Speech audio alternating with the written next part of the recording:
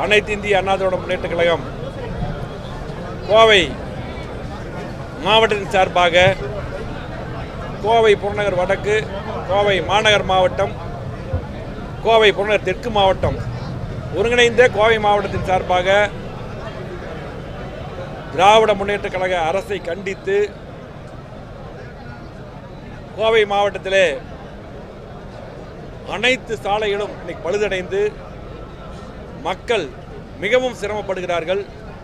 குறிப்பாக இந்த மழை பெய்த போது அதிகமான மாணவ மாணவிகள் பொதுமக்கள் விழுந்து பல பாதிப்புகள் ஏற்பட்டிருக்கிறது. அதே போல முழுமையாக அம்மா அரசு அண்ணன் எடப்பாடியார் கொண்டு வந்த திட்டங்களை இன்றைக்கு ஸ்லோப்படுத்தி மெதுவாக அந்த திட்டங்கள் எல்லாம் செயல்படாமல் இருக்கிறது. அந்த திட்டங்களை எல்லாம் வேகமாக முடிக்க வேண்டும். அதே போல மக்களை வாட்டி வதைக்கும் மக்கள் மட்டுமல்ல, இன்றைக்கு கூட உண்ணாவிரதம் இருந்திருக்காங்க.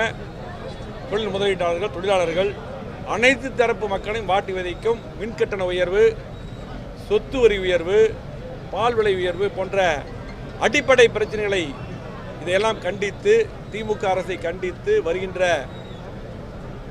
2ஆம் தேதி மாபெரும் உண்ணாவிரத போராட்டம் கோவையில் நடக்கிறது. இதற்கு மாண்புமிகு எதிர்க்கட்சி தலைவர், முன்னாள் முதலமைச்சர், அம்மா தந்த திட்டங்கள் மட்டுமல்ல, 4 ஆண்டு காலம் முதலமைச்சராக இருந்து கோவை மாவட்டத்துக்கு பல்வேறு திட்டங்கள் தந்து, தமிழ்நாட்டுக்கு பல்வேறு திட்டங்கள் தந்து, இன்றைக்கு அற்புதமாக எதிர்க்கட்சி தலைவராக மக்கள் பிரச்சனையை உடனுக்குடன் கொண்டு வரக்கூடிய அற்புதமான எதிர்க்கட்சி தலைவராக இருக்கக்கூடிய எடப்பாடியார் அவர்கள் எங்களது இடைக்கால பொதுச் செயலாளர் துவக்கி வைக்க உண்ணாவிரத போராட்டத்தை துவக்கி வைக்க வருகை தந்திருக்கிறார்கள்.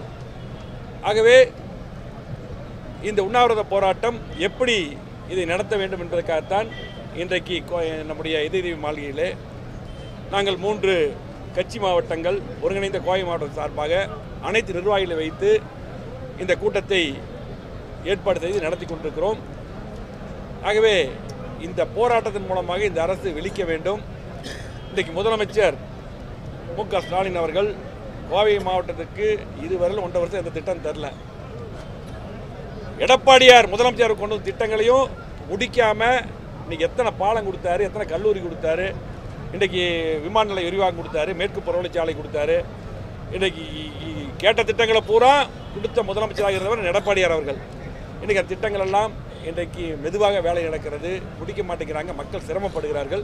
அது மட்டும் இல்லாமல் எந்த சாலையிலும் இன்றைக்கி மக்கள் போக முடியவில்லை, அவ்வளோ மோசமாக இருக்குது. இதையெல்லாம் உடனடியாக சரி செய்ய வேண்டும் என்று இந்த ஆட்சிக்கும் முதலமைச்சர் உணர்த்த வேண்டும் என்று இந்த போராட்டத்தை நாங்கள் நடத்திருக்கிறோம்.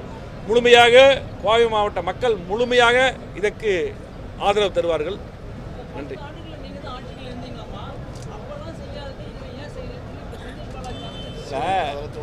இல்லை, அதான் 10 வருஷமாக நாங்கள் என்னென்ன திட்டங்கள் செஞ்சோம் அதுதான் சொல்கிறோம். 50 ஆண்டுகளில் வளர்ச்சி நாங்கள் கொடுத்துருக்குறோம். இந்த 1.5 வருஷமாக திமுக இன்றைக்கு என்ன செஞ்சது, முதலமைச்சர் கோவை மாவட்டத்துக்கு என்ன செஞ்சார், எது செய்யலை, எல்லாம் உங்களுக்கு தெரியும். இந்த கேள்வி கேட்குறாங்க, சகோதரர் கேட்குறாரு.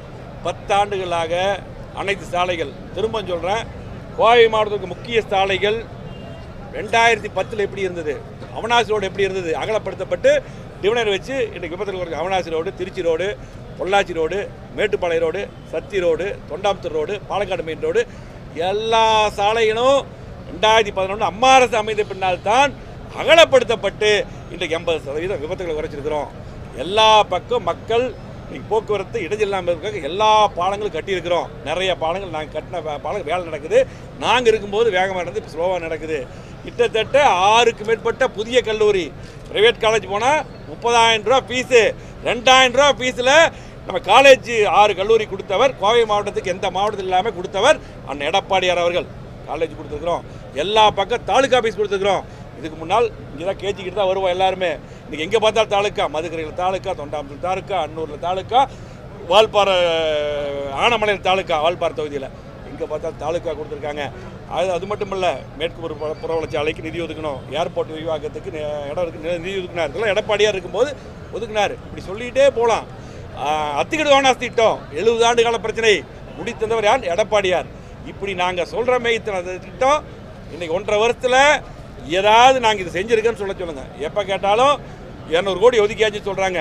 எந்த ரோடும் போக முடியல, நீங்களே போக முடியல, பொதுமக்கள் போக முடியல. ஆகவே தயவு செஞ்சு இனி இதெல்லாம் விட்டுட்டு நாங்கள் கேட்குறது 1.5 வருஷமாக ஒன்றும் செய்யலை, இனியாவது செய்யுங்க. என் கோவை மாவட்ட மக்களை புறக்கணிக்காதீங்க. இன்றைக்கி உள்ளாட்சியில் வந்து பார்த்தீங்கன்னா கோவை மாவட்டத்தில் எல்லா எம்எல்ஏ நாங்கள் இருந்தோம். இதுக்கு பின்னாடி உள்ளாட்சியில் நீங்கள் எப்படி இது ஜெயிச்சிங்கன்னு தெரில. ஆனால் இன்றைக்கி உங்கள் நிர்வாகி தான் இருக்கிறாங்க, மேயர், துணை மேயர், எல்லா கட்சி இன்றைக்கி பார்த்தீங்கன்னா பேரூராட்சி நகராட்சி தலைவர் இருக்காங்க. இன்றைக்கி பார்த்தீங்கன்னா அதுக்கப்புறம் வந்து எதுவுமே செய்யலை. இப்போ எங்கேயும் போக முடியல, கொசு மருந்து அடிக்கலை. இன்றைக்கி ஜிஹெச்சில் போனால் கரெக்டாக ட்ரீட்மெண்ட் இல்லை, எங்கேயும் மருந்து இல்லை, இன்னும் சொல்லிகிட்டே போகலாம். இன்றைக்கி சொத்து வரி உயர்வு, மின்கட்டண உயர்வு, மக்கள் அவ்வளோ அவதிப்படுறாங்க. ஆகவே இதெல்லாம் இன்றைக்கி மாற வேண்டும். இதையெல்லாம் நிறுத்திட்டு மக்களுக்கு நல்லதை செய்ய வேண்டும் என்று தான். உங்கள் கேள்வியிலேயே 2 பதில் இருக்குது.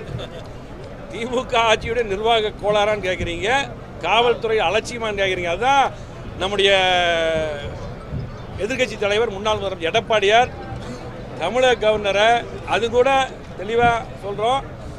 கவர்னருக்கு தமிழ்நாட்டு மக்களுக்காகத்தான் கவர்னர் போய் பார்த்தார். நீங்கள் கேட்ட கேள்விக்கு பதில் அதுலேயே சட்ட ஒழுங்கு கெட்டு போச்சு. இன்றைக்கி பார்த்தீங்கன்னா இன்றைக்கி காவல்துறை செயல்படல, இன்டெலிஜென்ஸ் செயல்படல, உளவுத்துறை செயல்படலன்னு தான் இன்றைக்கி பார்த்தீங்கன்னா எங்கே பார்த்தாலும் கஞ்சா விற்கிறாங்க, காவல்துறை செயலிழந்து விட்டது என்று தான் எடப்பாடியார் அன்னைக்கு கவர்னரை சந்தித்தார்.